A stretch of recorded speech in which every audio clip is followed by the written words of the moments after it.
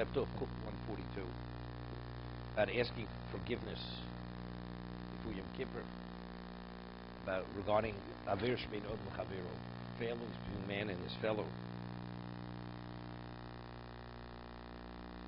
He had said yesterday that if somebody has something which is monetary, which is questionable whether they have the right to have it, you have to make sure to give it back. Whether it's theft, whether you sold something and you overcharged the person. So it's an overcharge. The money that you have, you don't have a right. You have to. It's also, Gemara says, it's also Zayla. Gemara speaks what we need to separate Lafo No, Lafo Zayla. But it's Zayla. Oh no. And he says, and when it comes to these issues, whether you have a right to retain the money or not, he says, don't rely on yourself. You should go to a Mora Raw, because the person has a conflict of interest, you know, and of course you say, well, of course I have a right. I have a right to retain it. Now we're holding days. You should go be mephias the person. You should go appease the person. That should be agreeable to forgive you. It's best that you should go yourself. You shouldn't send an intermediary, an agent. He should speak to you to be agreeable to forgive you. Somebody else should soften him up. You should go yourself. Let's see, it's difficult. He needs a mediator. Going himself, initially, he's going to reject him. I mean, what are you trying to accomplish? You're trying to accomplish. He should be softened and be agreeable to forgive you. So going yourself is not going to help. So of course you should send somebody else who has the ability to mediate. What happens if he doesn't forgive you? He says you go back again.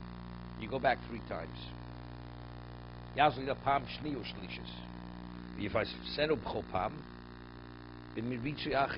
you repeat the same words. You say something differently. And he says that when you ask forgiveness, you have to articulate what exactly is the wrong that you have done. Unless he knows by mentioning what he did to him, he would actually cause the person greater pain, embarrass him. So then you shouldn't mention the wrong that you've done.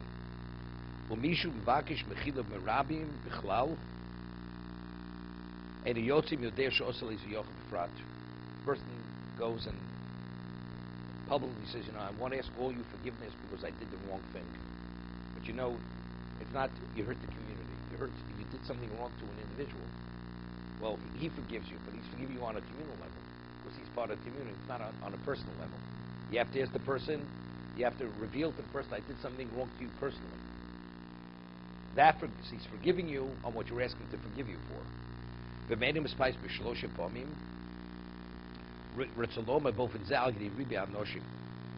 it says each time you go, you should go with 3 people, right? Which is the Rambam in the Gemara.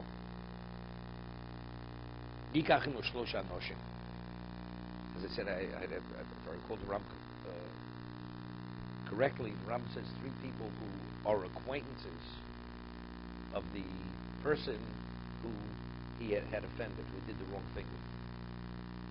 And after you've asked forgiveness 3 times, you don't have to go back again. But if you want to go to try to make amends, appease him to a greater degree, you're permitted.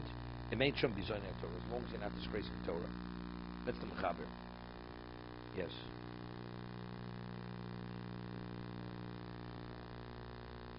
If you're going to, yeah.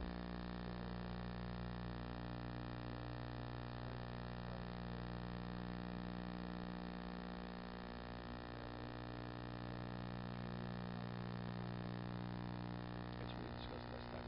David was here.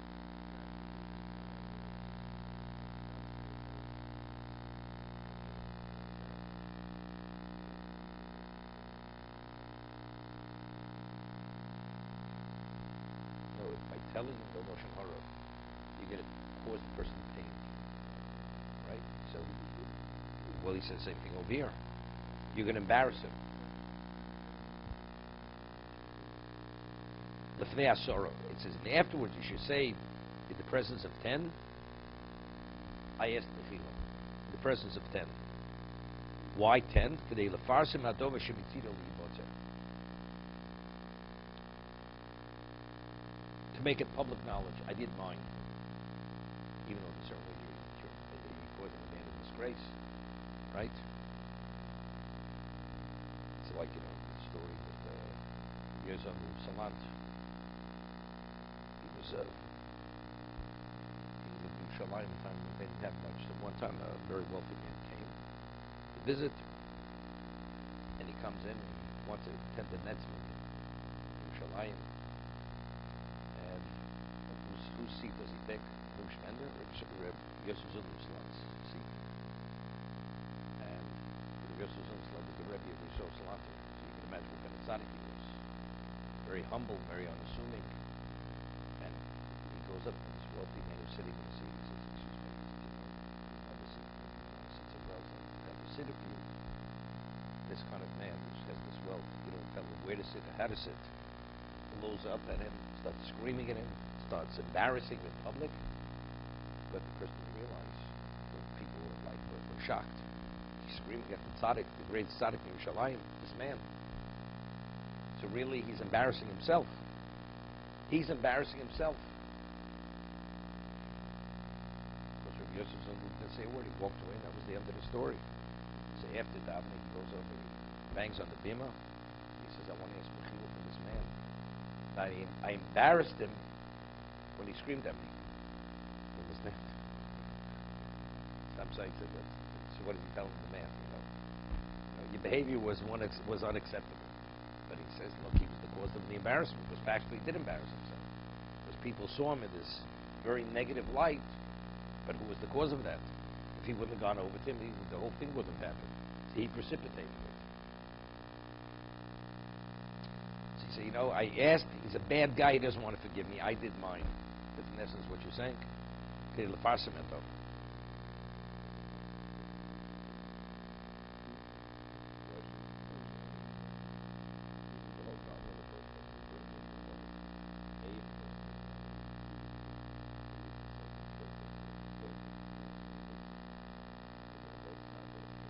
No.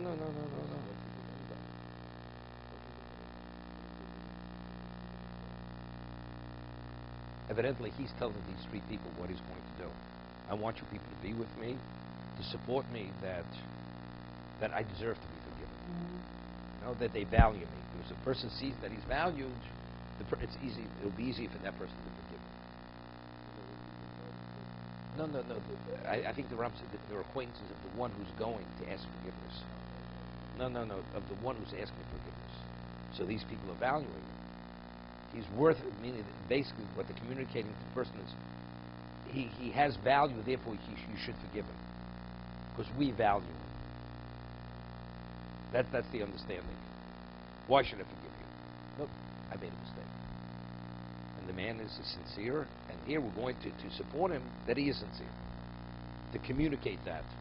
But he doesn't, you bring another three people. So you brought already 9 people to give credibility to the one who's asking forgiveness. You don't want to go beyond that point and forget it. And the Rambam quotes a posuk, and he says the Givonim, they weren't willing to forgive the family of Shaul. At the end, Hashem, there was a plague, and Shaul's children were killed. Because only then could they have kapara. So it says, because they're Anzorim. But Midis Yisrael are Rahmanim, Jews are merciful, and we forgive. It's the wrong thing not to forgive. It's the Rambam Hilchos Tshuva. Right? The person should forgive. The person comes and asks you 3 times, you should forgive him. Okay? We're holding the Chabad. Vimhu Rabo. What about if he slighted his Rebbe? How many times does he have to come back to his Rebbe? It's a Gemara in Yuma. Vimhu Rabo. Tzorch leilech vo kama pomim achis bais. The Gemara says, I feel maypom. The Gemara says, the Rambam says, even if he has to come back 100 times. Because what's the reason? The whole idea why after 3 times is because if the man already has shown remorse to such a degree, it's the right thing. So why are you not? It's only cruelty. It's cruelty. If a Rebbe doesn't want to forgive, it's not cruelty. Because the Rebbe is a Rebbe. So he understands what other people don't understand. So if he's not willing to forgive, it's a reason he's not willing to forgive. It's not because of his hard-heartedness. That's not why he's not willing to forgive. So Therefore, the Gemara says, Rama afilo mei pom. Here he says, Kama pom achis payus. Rabo afilo eno Rabo muvak.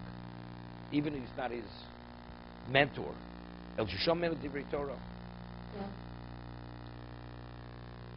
Hago, Ramo, v'amochel yalzori limpo. The person who's meant to forgive should not be cruel in regarding his forgiveness, unless it's for the good of the one to teach a lesson to the one who's asking forgiveness. What about he slandered him? He maligned him.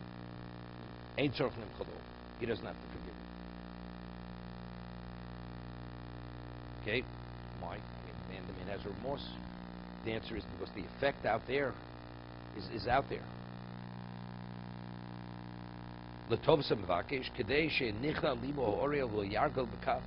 is a repeated defendant. The Rambam says, if a person says, Oshu ve'echto, I'll do tshuva, I'll do the same thing tomorrow. The person goes, he continuously embarrasses him. I'm sorry, but you're coming back tomorrow, you're going to behave the same way. Nothing's changing, so what should I forgive you? Then it's fine, you don't have to forgive the person. So there, why are you withholding forgiveness? Because you're teaching the man a lesson. He has to wake up and behave himself.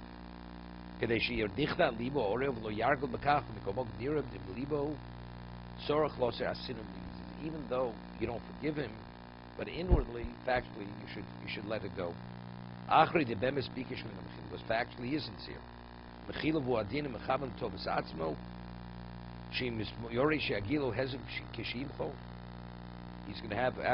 going to be hurt if he forgives him. But if it was slander, because there are those who heard that he's suspect, but they're not aware that he was forgiven. So the negative categorization remains in place. But the person who's truly humble, even in the case where he's mostly shemer, he should let it go. Remember I told over the famous story. Alexander was a little magnificent. Okay?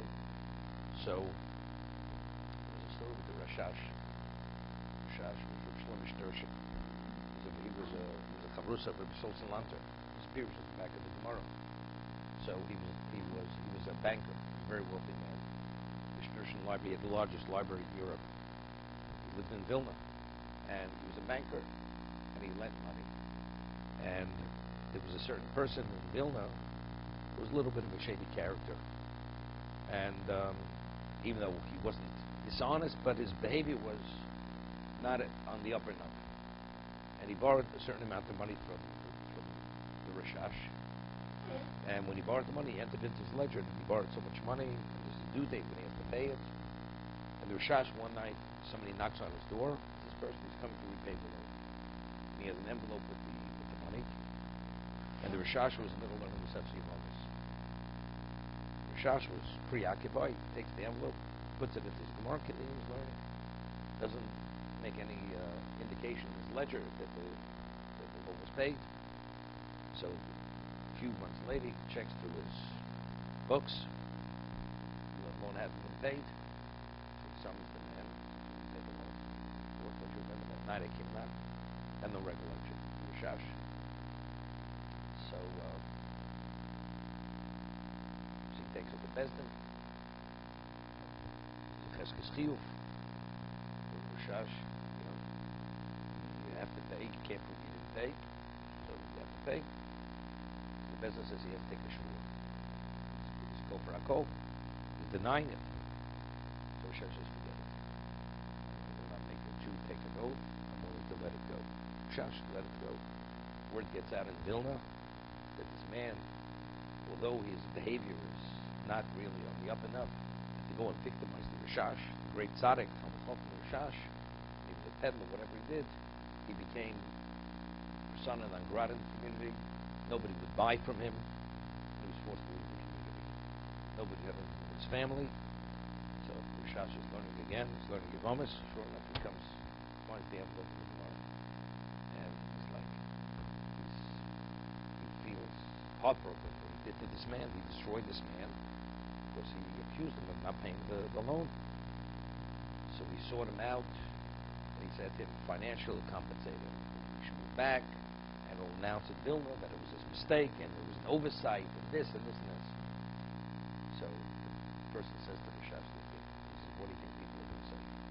They're going to say, the Rashash is a great tzaddik, and he saw my plight. He felt bad for me, and therefore, he's doing all this, but factually, I did cheat. The Rashash, so nothing's to make a difference. But factually, it was Motzi Shemra. It was Motzi Shemra that he didn't pay the debt. The Rashash said, you have a daughter, I have a son, we'll make a shidduch. We make the shidduch, everybody will know that this is not just Rachmanis, but truly that it was my mistake, and that's how he rectified it. So, here he says, what's the reason why Ben Motzi Shemra? Because people won't be aware that he what? Right, that remains in place. So over here, this becomes public knowledge that even the chshad, even the lining was baseless. Because he gave his daughter, allowed his son to marry his daughter. Lashon is true. That's true. You have no right to say it because. So that's between us. Am I a thief? I am a thief. You said I was a thief. I was a thief. I'm incompetent. It's true. It's Lashon Hara, but you have no right to say it. What was the value to tell he's incompetent, or he's not qualified? Right? Motzi Shemra is it's a lie. It's untrue. So that lingers on to be continued.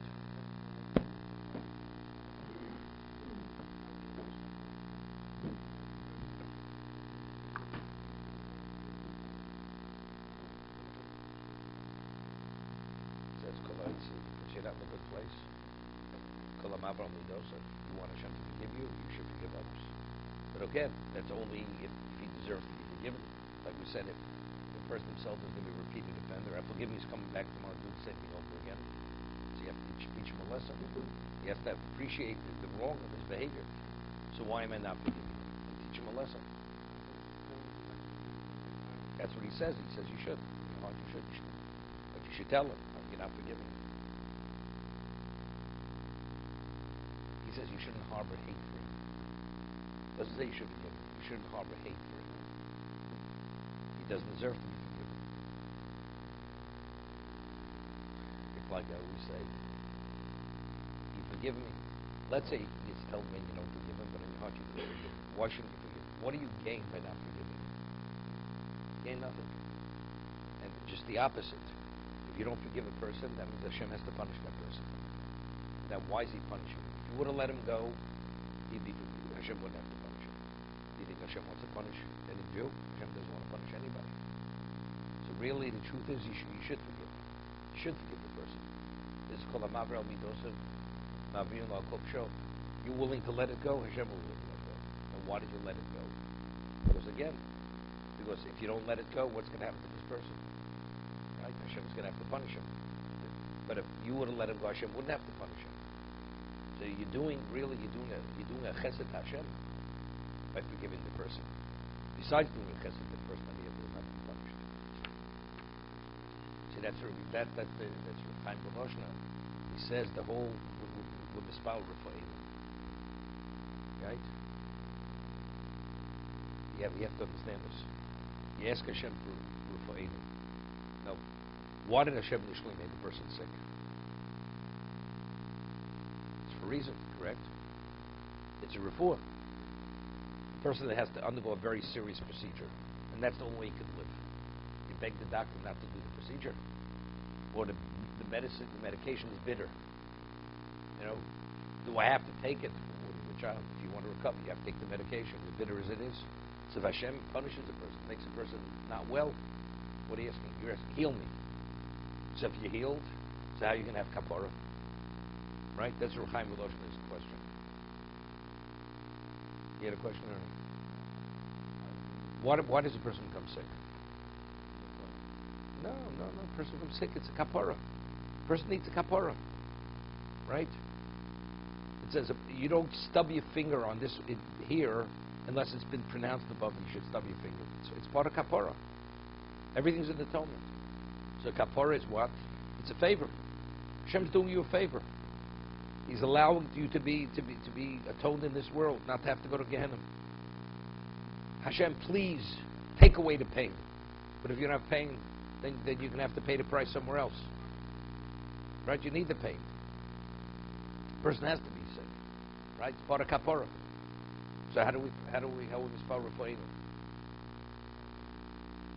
As long as he says, if you have to take a 10-day dosage, that's the regimen that you have to take, 10-day dosage.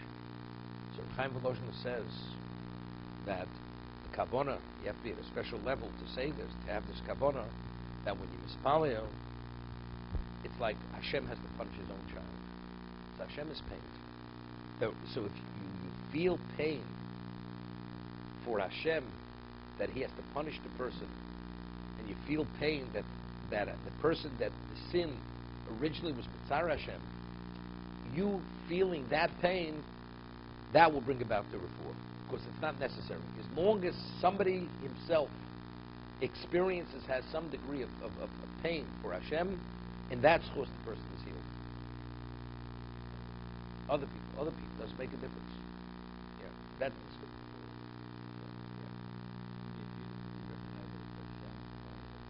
Right. Hashem is being pained that he has to make him sick. It's like a father punishing a child.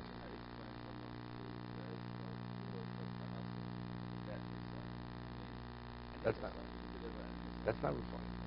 That's not the soil. That's not. Parnosa could be mazel told also. That's the soil. Poverty doesn't mean it's punishment. Your avoda is that despite your being deprived, you have to maintain your bitachon and your amunah. That's not kapara. It's not a kapara issue.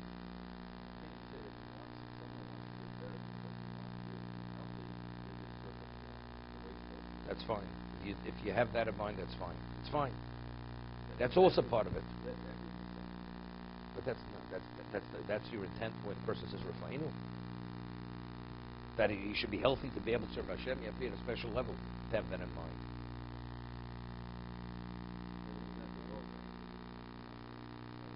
Be for others. Okay, good.